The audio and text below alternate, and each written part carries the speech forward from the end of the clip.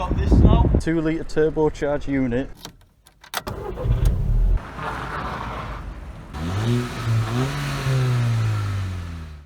Okay, so as some of you may know if you follow my Insta, I don't have the ibiza anymore. I've got this now. This is my 2007 MK5 Golf GTI. I was really happy with the deal. I just had to jump in. It's one of those cars that I've been wanting for a long time. So I'll bring you inside. I'll give you a quick little show around of it.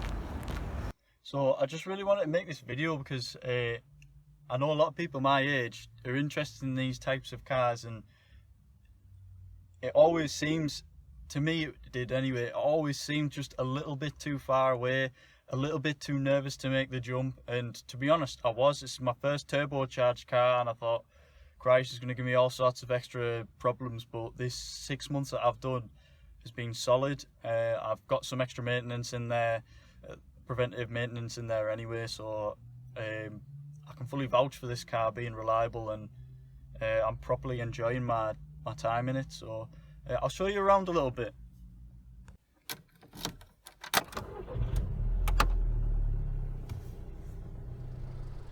So as I mentioned, you get the 2-litre turbocharged unit, which is coded BWA from Volkswagen, and first of all, it sounds a bit like a diesel. That's just how they are. Yeah, there's really not much to see because of how big this engine cover is, but I've had the water pump done. I'm not sure where that even is on this car, to be honest, but yeah, she's in sweet nick and I'm really happy.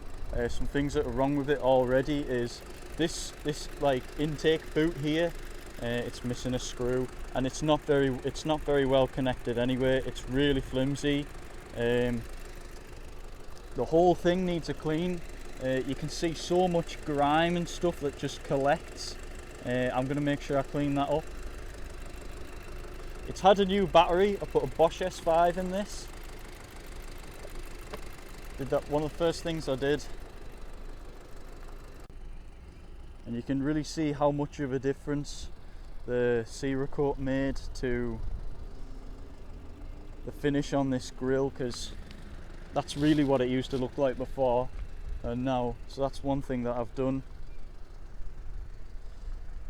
I'm coming around the car. It looks quite clean from a distance, but it's absolutely laden.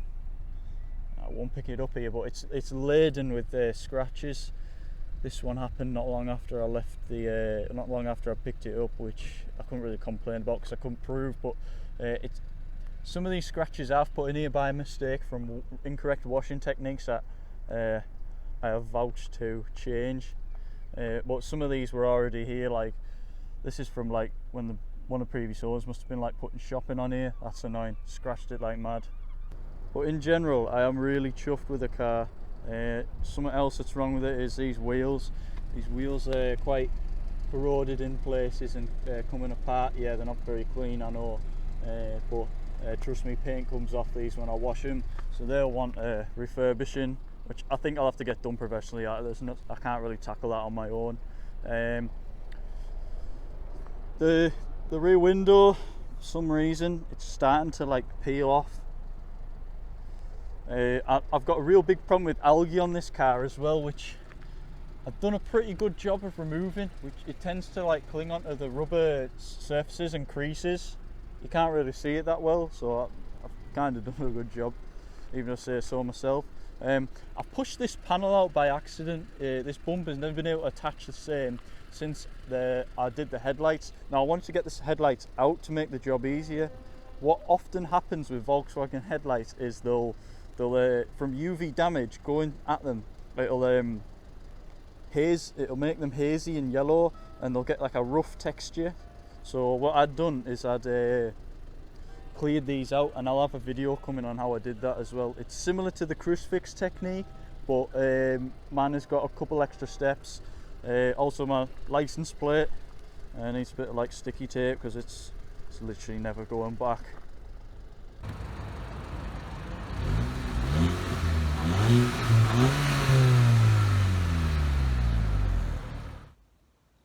So I just wanted to make this video as a bit of an update really about what I'm doing with my cars and where I want to go with the channel and things like that. So I no longer have the Ibiza, as I said.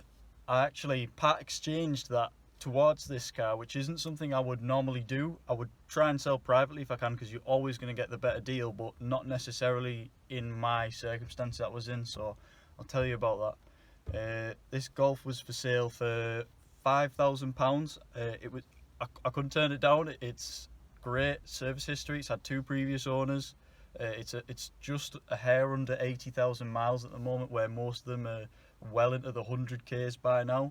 So what I was able to do was I was able to use my Ibiza as part exchange. I managed to negotiate that from 500 quid up to £650, because I had to be honest, I'd put more money into that car than was really necessary, but a lot of things were fresh on it. But me personally, I knew that the clutch was within an inch of its life, and there was a couple other big things that needed doing. But once I'd totaled up the cost of those things to fix, which would need doing in the coming year, it was looking at about 600 quid worth of repairs for a car that's got a market value of about 1,200 quid. So that's for me why the part exchange made sense, because it was money that I would have had to spend anyway, and I was getting rid of the car there and then. And I must say, it's night and day. I've been blown away by this car. I'm loving every minute of driving it, and I do have videos coming for it. So I would like to just not necessarily jump in at the deep end. It's quite easy to get carried away with thinking about your first mods and all things like that, but realistically this car is it's 14 years old now, and there are bits here and there that need maintaining or updating before I could even think about modifications. So I'll make sure that the videos I put out, there'll be plenty of maintenance ones before mods, I can tell you that much.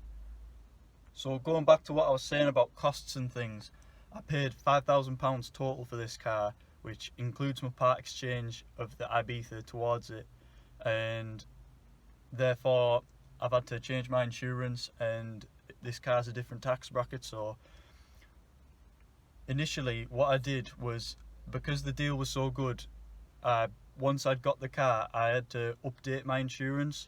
I was 20 years old when I bought this car, and I had 3 months left of my current insurance. So what I did was updated it, let my insurance know, and they adjusted it. I got at about £150 adjustment, which sounds quite expensive, but for 3 months to own the car, to get me to the last part of that insurance, so that I've got another year's no claims bonus on top of that, that was fully worth it for me. So then when my insurance rolled round again, so it was time to insure again, I managed to get this car insured for a year with 10,000 miles for £657, if I remember correctly.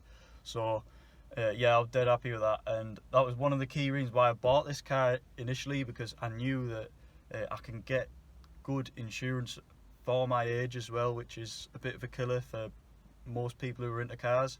One of the other big costs is the tax, which comes in at £300 for this, which is like a bit of a hefty amount, but it's a 2-litre turbo, and it's a decade and a half old, so you kind of got to expect it.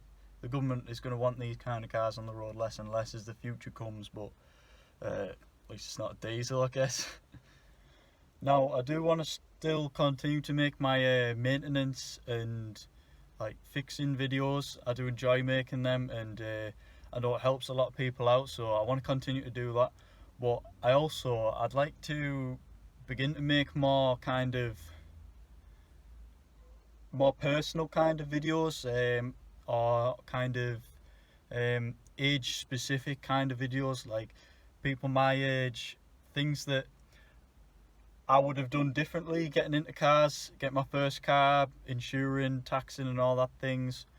I think there's a lot of things like that where I think I could have bought this, I could have bought that, I could have done this differently, and it might have benefited me. So if you would like videos with kind of my own personal advice for people who are just starting to drive, just trying to get into cars or whatever, I'd be happy to make videos like that.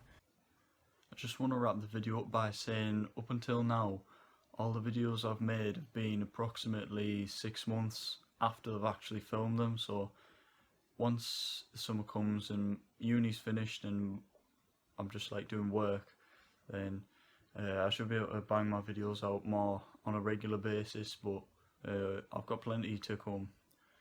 And another thing, I'm booked in for a haircut next Monday, so nice fresh trim. So thanks for watching.